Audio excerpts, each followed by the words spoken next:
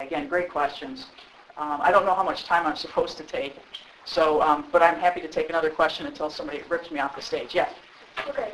What is the difference between the cadet programs in Iowa and the ones in the other states?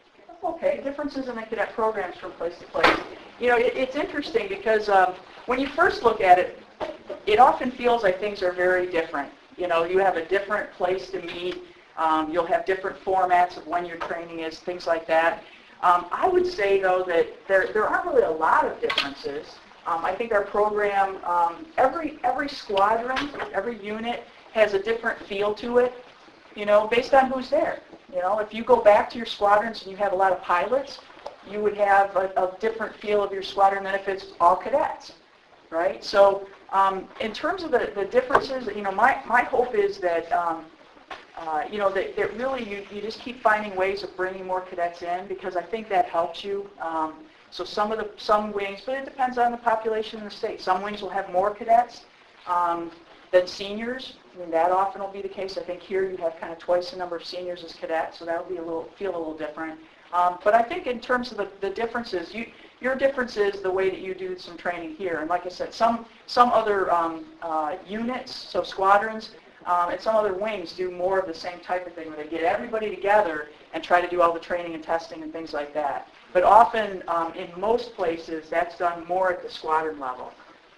Okay, so your squadrons where you test and all that, you get together on these training weekends to get your classes in and things like that, because it is nice to be able to bring, you know, have your NCOs, have your airmen in one place, have your NCOs together, have your officers together. It gives you the ability to kind of talk to one another and you know, I always call it networking, get a chance to learn from each other, and also have activities that can be more fun because there's more people at them.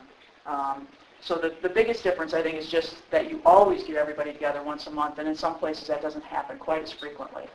So, but you're doing a good job on the program. Okay, any other questions? Yes. Oh, he's going for two. Ma'am, what does the future look like for cadets being involved in ground team search and rescue missions, like actual ones for like missing persons or ELTs? Okay, so cadets being involved in actual missions. Cadets can be involved in actual missions. It depends on what, that's where civil air patrol can be a little bit different state to state. It depends on the emergency management divisions in your states, or you even have different names for those at times. It depends on the authorities, whether it's the Air Force Rescue Coordination Center that hands it directly to Civil Air Patrol when there's a missing person, or sometimes that comes in through the state police or through other venues. So for one, it's how do you get the missions, and that's something that within the state.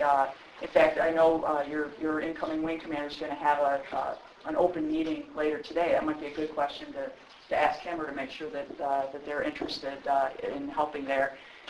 Once you get the mission, in terms of cadets being involved, I was a big proponent.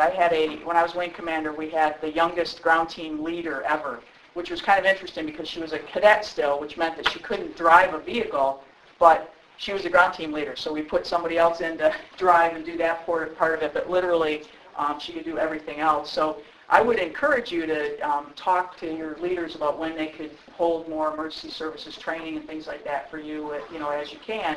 You can be involved if it's for you know, if you're trained and you have the skills and you're card-carrying, you know, 101 ES emergency services ground team member or trainee, you can be involved. If you were to go out on, let's say, a downed aircraft site, what would happen though, okay, if you got, you know, once you spot it, is you as cadets would stop. You don't go in and get engaged in anything beyond that. That's the only part that, that's a part that you couldn't be involved in, shouldn't be involved in. The adults go in and manage that part of it. But in terms of the search, absolutely. You also can't go up in the aircraft during an actual mission. You could be transported via aircraft somewhere, but you wouldn't be involved in the, you know, in the aircraft during a mission. And part of that's because it's we're flying. You know, don't we fly a little? You know, we fly a little differently during searches, right? We're not doing the 2,000, you know, 3,000 feet, moving fast, right? We fly. How do we fly when we're searching? Slow. Low and slow, right? So we stay within a a tolerance of above ground level, depending on what that is in the terrain and things like that. But we also are flying slower so that we can see, so our scanner on the left, our observer on the right, and our pilot on the left can see.